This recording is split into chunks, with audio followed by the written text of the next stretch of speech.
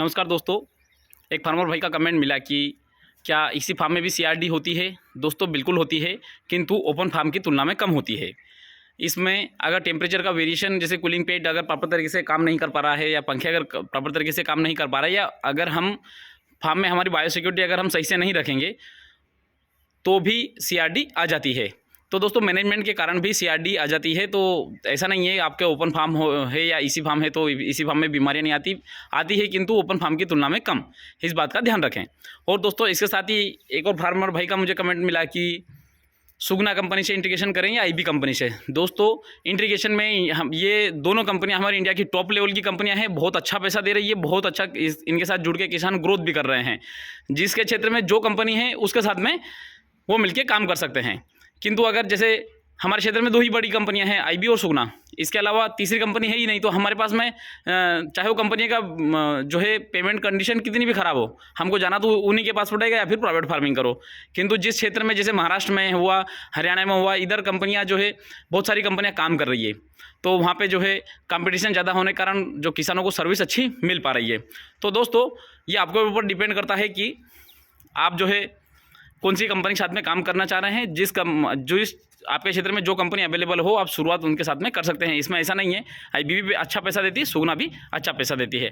अब इसी के साथ में एक और मैं फार्मर भाई का कमेंट में जोड़ देता हूं कि कौन सी कंपनी के इक्विपमेंट लगाएं। दोस्तों मेरा मतलब ये उद्देश्य नहीं है कि जिस कंपनी का मैंने इक्विपमेंट लगाया आप भी उसी कंपनी का लगाएं। बिल्कुल दोस्तों ऐसा नहीं है। अगर आपके पास पैसे की व्यवस्था हो और अगर आप सीधे ठेका ही देना चाह रहे हो कंपनी को, भाई इतने पैसे में हम बात कर लें और वो कोटेशन दे दे और उतने में अगर आपके पास बजट हो, तो आप उस कंपनी के साथ में जुड़ के काम कर सकते हैं। आईबी कंपनी के प्रोडक्ट बहुत बढ़िया है, वो यूज़ कर रहे हैं, बस ये है कि महंगे हैं। और इसके साथ में एक जो है आईबी कंपनी 5 साल का एग्रीमेंट भी करती है कि आपको 5 साल तक कंपनी चिक्स देगी। एक ये फ़ायदा भी है, किंतु एक नुकसान भी है दोस्तों कि अगर मान लो आपका बैच अगर बिगड़ता है, कंटिन्यू 1 या 2 बैच अगर बिगड़ जाएंगे, तो उस कंडीशन में आईबी आपको लेट बच्चे देगी। तो उस कंडीशन में आप आईबी को छोड़ भी नहीं सकते। ये बात का ध्यान रखें कि आईबी कंपनी जो है आपको 5 साल का एग्रीमेंट तो करके देती है कि 5 साल तक हम आपको चिक्स देंगे, किंतु बैच बिगड़ने की कंडीशन में आईबी कंपनी जो है मतलब लेट चिक्स देगी, 1-1, 1.5-2 महीने में देगी, तो उस कंडीशन में फिर आपको दिक्कत होती है। तो दोस्तों उसके फ़ायदे भी है, उसके नुकसान भी है। अब आपके हिसाब से आप देख सकते हैं कि आप किसके लिए सूटेबल है। ऐसा नहीं है क्योंकि आप अलग अलग कंपनी से माल परचेस करोगे, माल पहुंचाने में कोई डिले कर रहा है या कुछ समस्या है या प्रॉपर तरीके से आप समझ नहीं पाए हैं हो उस कंपनी की कंडीशन, तो पहले उस कंपनियों की कंडीशन को समझें कि भाई हाँ ये इक्विपमेंट यहाँ पे लगेगा और इतने का आ रहा है। आईबी कंपनी एक अच्छा काम करती है कि वो खुद उनके आदमी भेजती है, खैर उनका पैसा भी लेती है, वो 1500-2000 रुपये रोज़ का चार्ज करती है, भले ही वो 200-250 रुपये का रोज़ का ही आदमी हो।